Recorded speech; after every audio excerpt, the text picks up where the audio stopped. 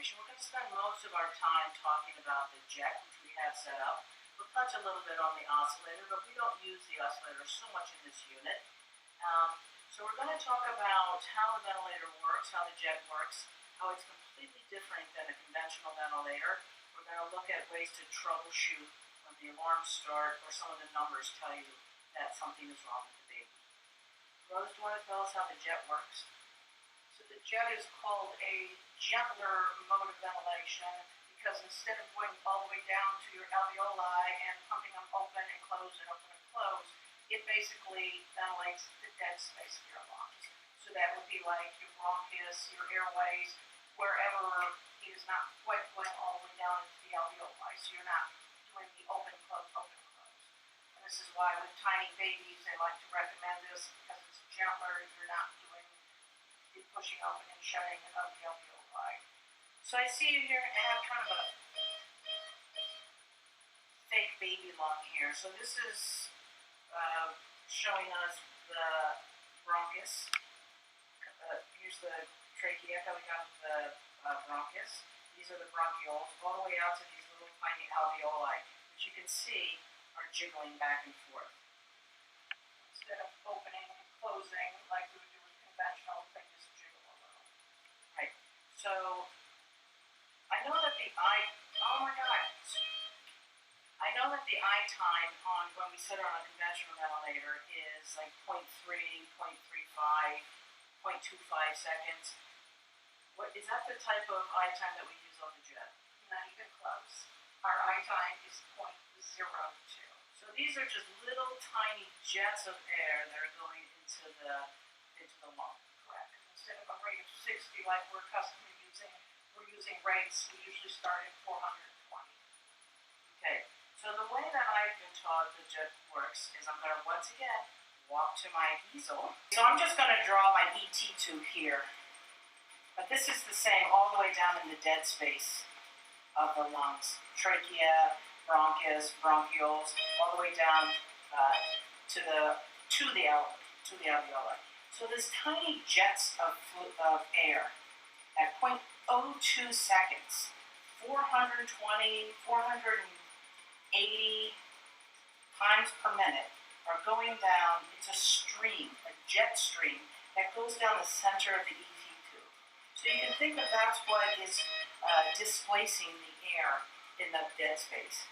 And then, because the area closer to the actual plastic of the ET tube, the air is moving slower because of resistance, there's areas there for kind of passive.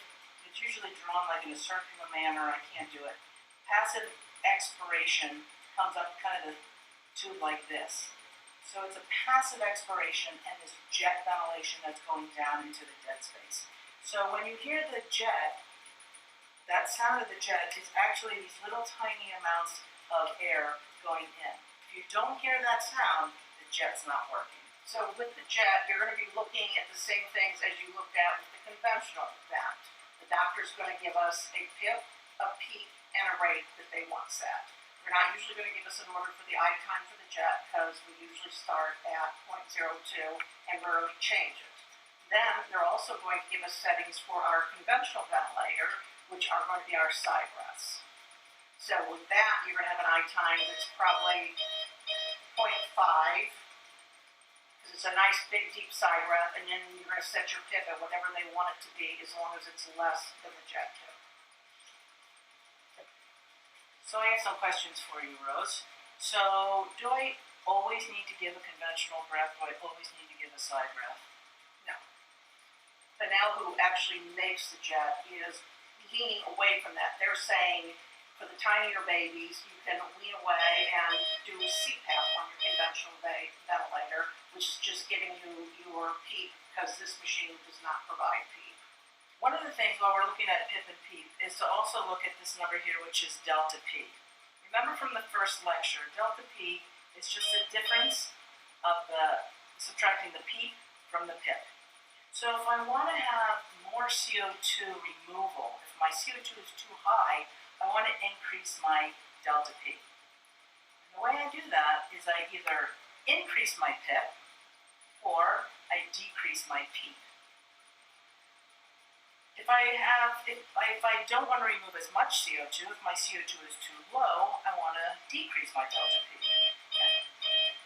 And the way I can do that is either I decrease my PIP or I increase my PEEP. So let's say I get a blood gas and the CO2 is 25. I don't want that big of a delta P. I'm also only in about 30% oxygen, so I don't really need this high of a PEEP either.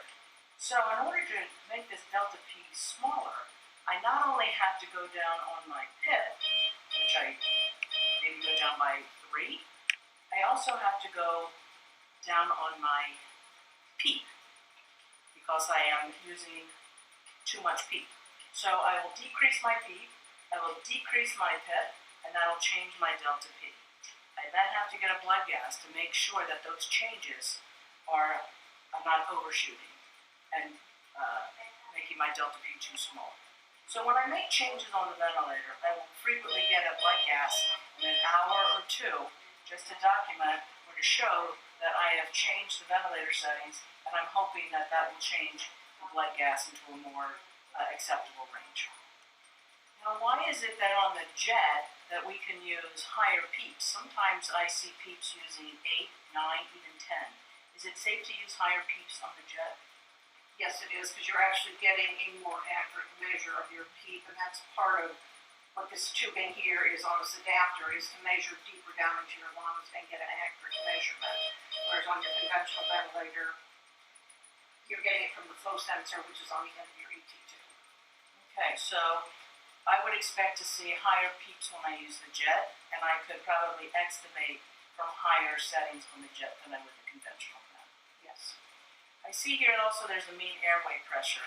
Is that the same type of mean airway pressure we would see on the conventional vent? Yes, so you could be looking at that as it goes down to know whether it's a good time to extubate your baby. So here we have these numbers are in red, but these numbers are in yellow. So what's the difference between these two? This then is set up, and you can see it controls. This is where I make my changes on the settings, and this is what the machine is actually measuring. So if I change your mean airway pressure, I have to hit enter, and then it'll change, and then you'll see your changes occurring up there. What's this servo pressure for? Servo pressure is not a real pressure of a baby. It is actually the pressure that the vent is taking to inflate your lungs. And what you want to do is you want to watch it. If it goes down, it means you're ventilating less space. So that's a good sign you need to be suctioned, or your baby needs to be suctioned. If it goes up, your lung is probably getting more compliant, or you've blown a pneumo, and then it'll go up, and then it'll go down when it turns into a tension pneumo. So you can use that servo pressure to tell you to troubleshoot and see if the baby needs to be suctioned. Right. Or it might be a good thing. If the baby comes out of the DR, the servo pressure might be pretty low, and then as the surfactant kicks in, you might see the servo pressure go up. Correct. Okay, good. And you will see changes in the servo when we make changes on the vent settings. So you have to watch it after the changes are made and stabilized.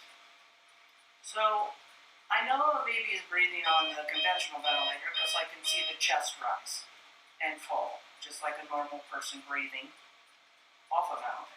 So how do I know if the vent is working for the baby? This is when you look at your actual baby and you will actually see the chest jiggling.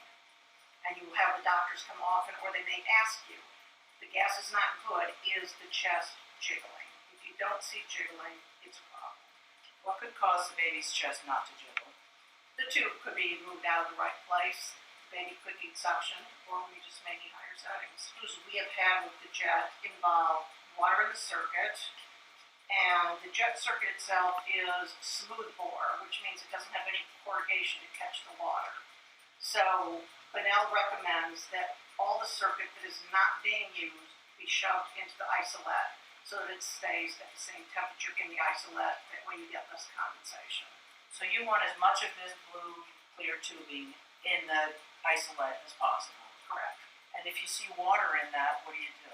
If there's water moving in it, then it needs to be emptied, and that's something that the nurse needs to call respiratory for. Because unfortunately, this circuit does not come apart anywhere. So the only place we can empty the water out of it is where it connects to the baby's ET tube. Okay. And respiratory should be checking for that every time they do a vent check. When you suction a baby on the jet, is it different than suctioning a baby on a conventional vent? Yes. We now have inline for the jet, but with the jet you have to suction on the way in as well as on the way out. And the reason for that is this machine is set up to try and protect the baby's lungs. So as you push the suction catheter in, if you're not suctioning, it senses pressure, and the pressure would go up from the 18 you have it set at, maybe to 30 or 40, if you're not suctioning in, so it's going to turn itself off, and you will hear it quit when you're suctioning. If you suction on the way in and the way out, most of the times it won't stop. Occasionally it will. And what the nurses should know is if it stops for any reason, call respiratory, but hit enter first, and it may restart. And that's faster than waiting for us to go. Now we mostly use the jet, but we sometimes use the oscillator. The way I think about the oscillator is that it's a high frequency ventilator, but it's totally different than the jet. It uses a different mechanism to deliver small tidal lines to the baby. Can you talk about that a little bit? And the oscillator does not have the same settings, except for you will see mean airway pressure that we look at the same way. The nice thing about the oscillator is that it is easier to oxygenate without over-ventilating. So the way the oscillator works is when you first put the baby on the oscillator, it has to recruit alveoli. It expands the lungs and then oscillates around that expansion. So sometimes when you put the baby on the oscillator, it takes up to an hour to recruit all of the alveoli it's going to. Getting a blood gas after 10 or 15 minutes is not going to be helpful. And it can actually be kind of scary when you put the baby on the oscillator at first. The saturations may be pretty low. And then as you recruit alveoli, you can see your saturations go up pretty quickly. The way that we see that the mean airway pressure is good is that our blood gases are good, our PO2s are where we want them. The baby's not using as much oxygen, and we also look at the x-ray. The x-ray on the oscillator is very important. When we're first putting the baby on the oscillator, we might get an x-ray every hour to every 2 hours for the first 6 hours, because we are looking at the expansion of the lung. If the lung is overexpanded, we need to use less airway pressure, and if the heart is decreased in size, we also might want to use less mean airway pressure. Because it takes such a long time to recruit all of those alveoli and then keep them steady so that it can oscillate around that expansion, we never want to take a baby off the oscillator even to move them.